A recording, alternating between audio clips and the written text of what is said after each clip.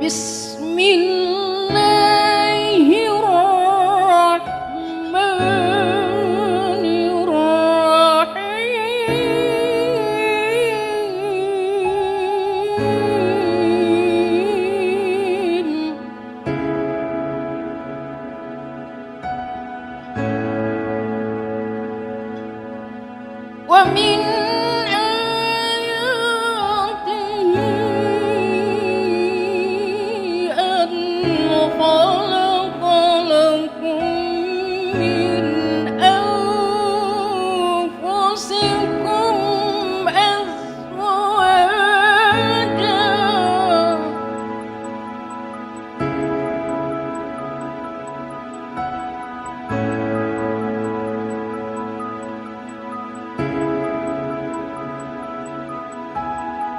Bismillahirrahmanirrahim. Assalamualaikum warahmatullahi wabarakatuh. Alhamdulillahi rabbil alamin.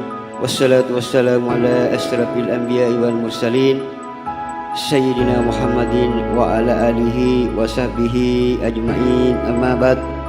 Kaum muslimin dan muslimat yang sama-sama dimuliakan oleh Allah Subhanahu wa taala.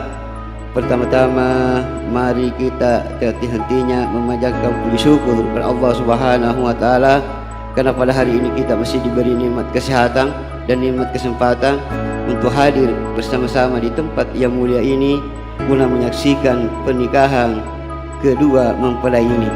Tak lupa pula kita berselawat kepada junjungan kita Nabi Allah Muhammad sallallahu alaihi wasallam yang diutus di permukaan bumi ini sebagai rahmatan lil alamin. Alhamdulillah, pada hari ini, hari Sabtu 5 Mei 2018 telah dilangsungkan akad nikah seorang laki-laki yang bernama Haji Suwandi dengan Nur Linda. Mudah-mudahan kedua mempelai ini dimuliakan oleh Allah Subhanahu wa taala. Ananda Haji Suwandi bin Haji Pupa, saya nikahkan anak saya Nurlinda binti Haji Muhammad Nasir dengan mahar sebidang tanah dan seperangkat alat salat tunai karena Allah Ta'ala. Saya terima nikahnya Nurlinda binti Haji Muhammad Nasir dengan mahar sebidang tanah dan seperangkat alat salat dibayar tunai karena Allah Ta'ala.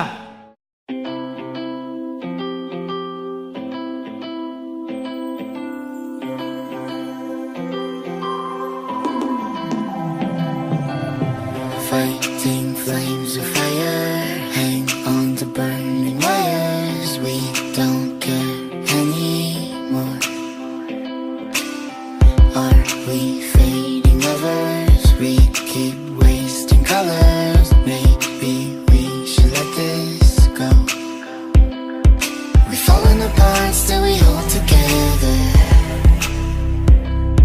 We passed the end, still we chase forever. This is all we know. This feeling's all we know. I'll ride my bike up to the road, down the streets, right through the city. I'll go everywhere you go, from Chicago to the coast. You tell me hit this and let's go. Blow the smoke right through the window, 'cause this is all we know.